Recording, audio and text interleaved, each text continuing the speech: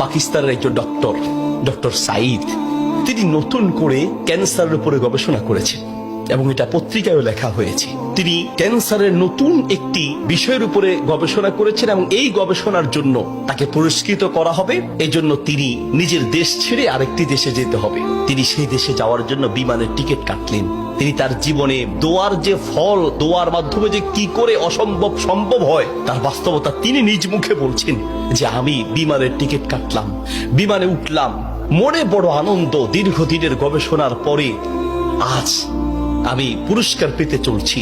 বিমানে ওঠার পরে 1 ঘন্টা কোন রকম বিমান চলার পরেই আমাদেরকে পাইলট বলল যে আপনারা বেল শক্ত করে বাঁধেন, কারণ বিমানের যান্ত্রিক ত্রুটির কারণে সামনে আগাতে পারবে না। আশেপাশের যে কোনো একটা এয়ারপোর্টে আমরা সুযোগ পেলেই সেখানে ল্যান্ড করব। তিনি বললেন। কিছুক্ষণ পরেই বিমানটা ল্যান্ড করলো। আমি একেবারেই ভেঙে পড়লাম যে আমার বোধহয় যাওয়া হবে না। বিমান ল্যান্ড করার পর জিজ্ঞেস করলাম এটা কি যাবে? বলছে যে ত্রুটি, এটা আজকে যাবে না। তাড়াতাড়ি বলছেন যে আমি সেই বিমান বন্দরে বিমান থেকে নেমে চলে গেলাম ইমিগ্রেশন কাউন্টারে, গিয়ে বললাম যে আমি তো ওই জায়গায় যেতে চাই। পরবর্তী বিমান কখন? বলছে পরবর্তী বিমান কমপক্ষে 16 ঘন্টা পরে, আর এই বিমান যাওয়া সম্ভব নয়। তাহলে আমি কি করব? বলছে আপনি একটা কাজ করেন, যতদূর এসেছেন 3 থেকে 4 ঘন্টার মধ্যে আপনি পৌঁছাতে পারবেন যদি দ্রুত একটা প্রাইভেট কার নিতে পারেন। বলছে আমি তাড়াতাড়ি সেখান থেকে বের হয়ে ব্যাগটা হাতে নিয়ে দৌড়াতে এয়ারপোর্টের বাহিরে গিয়ে এক প্রাইভেট কার ঠিক করলাম। প্রাইভেট কার ওলাকে বললাম ভাই যত দ্রুত পারেন আগাতে থাকেন, টাকা নিয়ে টেনশন নাই, কারণ পুরস্কার তো বিশাল পুরস্কার, আপনি আগাতে থাকেন। প্রাইভেট কার ড্রাইভার গাড়ি চালাচ্ছে। তিনি বলেন মোটামুটি কিছুক্ষণ যাওয়ার পরে হঠাৎ বিশাল তুফান শুরু হলো। প্রচন্ড তুফান দেখে ড্রাইভার বলছে ভাই সামনে যাওয়া সম্ভব নয়। বলছে চেষ্টা করেন। বলছে দেখছেন কি অবস্থা, রাস্তাঘাট সব গাছপালা ভেঙে রাস্তায় পড়ে আছে। যখন তুফান আরো প্রচন্ড বাড়তে লাগলো আমি অবশেষে নিরাশ হয়ে বললাম যে জীবন বাঁচানো দরকার, পুরস্কার দিয়ে কি হবে, নিজেই যদি মরে যাই থাক, পুরস্কার চিন্তা নাই, সামনে যাওয়ার দরকার নেই।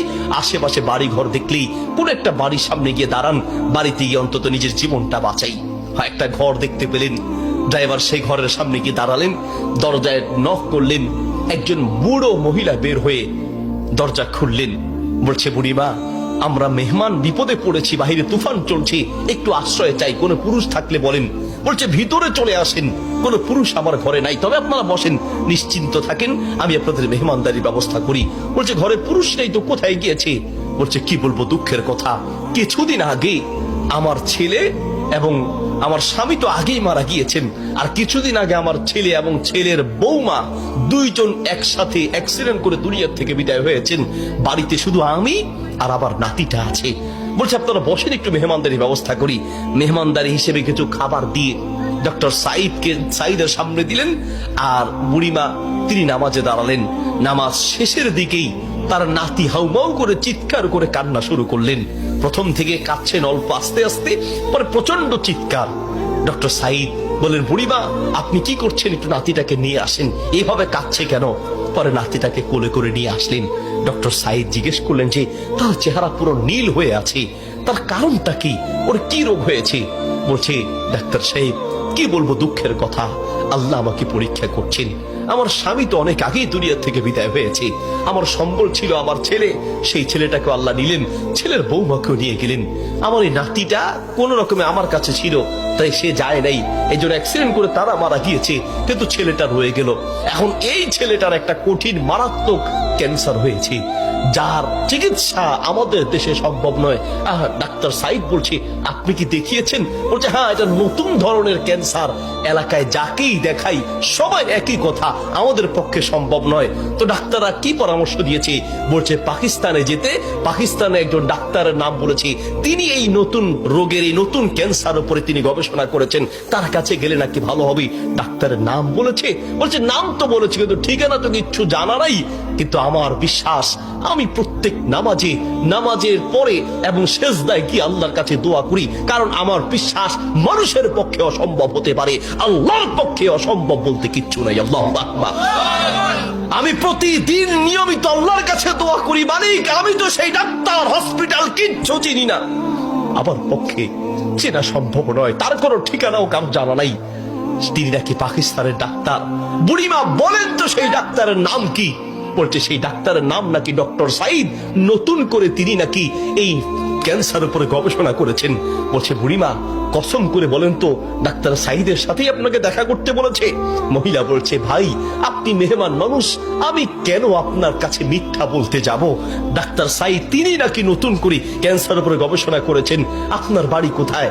ডাক্তার সাইদ বলল বুড়িমা আমি আপনাকে কসম করতে বলেছি এই জন্য যে আমি বড় অবাক হয়েছি, আল্লাহ যে বান্দার দোয়া কিভাবে কবুল করেন, আল্লাহ যে মানুষের দোয়া কিভাবে কবুল করেন, আমি এখন বুঝতে পেরেছি কেন আমার বিমান নষ্ট হয়েছে, আমি এখন বুঝতে পেরেছি কেন আমি প্রাইভেট কারে উঠেছি, আমি এখন বুঝতে পেরেছি কেন তুফান শুরু হয়েছে, আমি এখন বুঝতে পেরেছি লক্ষ লক্ষ বাড়ি ঘর থাকতে কোথাও না গিয়ে আপনার বাড়িতে কেন এসেছি, আমি এখন বুঝতে পেরেছি আল্লাহ বান্দার দোয়া কিভাবে কবুল করে। বুড়িমা আপনি যে ডাক্তার সাইদের জন্য দোয়া করছেন সেই ডাক্তার সাইদের কাছে পাকিস্তানে যেতে হবে না, টেনে টেনে তাকে আপনার বাড়িতে নিয়ে এসেছেন, আমি ডাক্তার সাইদ আপনার বাড়িতে উপস্থিত আছে। আল্লাহু আকবার।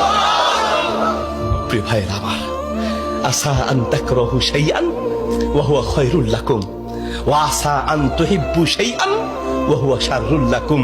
আল্লাহ বলে বান্দা শোনো, আমরা অনেক সময় দোয়া করতে গিয়ে আমরা অলসতা পেশ করি, অথবা অচেতন হয়ে যাই, অথবা দোয়া করার ক্ষেত্রে আমাদের ইয়াকিন থাকে না। কারণ হুজুর কত দোয়া করছি, কত বলছি আল্লাহর কাছে, কই না হুজুর আল্লাহ তো শুনে নেই, ঠিক না? অনেকের কথা অনেক হুজুর দোয়া করার জন্য বলেন, কত দোয়া করছি হুজুর, তাহাজ্জুদের সময় দোয়া করছি, শেষ রাতে দোয়া করছি, চোখের পানিতে মুখ ভাসিয়ে দোয়া করছি, কত চাইছি আল্লাহর কাছে, হুজুর আল্লাহ দেয় নাই। শোনেন আল্লাহ বলেন বান্দা মাঝে মাঝে আমি তুমি চাও আমি দেই না, এই যে আমি দেই নাই হতে পারে আমি এই না দেওয়ার মাঝেই তোমার কল্যাণ আছে। আল্লাহু আকবার। আমরা জানি না, হতে পারে ওই যে আল্লাহ দেয় নাই সেটার মধ্যেই আপনার জন্য কল্যাণ দিয়েছি। এই জন্য দোয়া করবেন, পান বা না পান দোয়া করে যাবেন।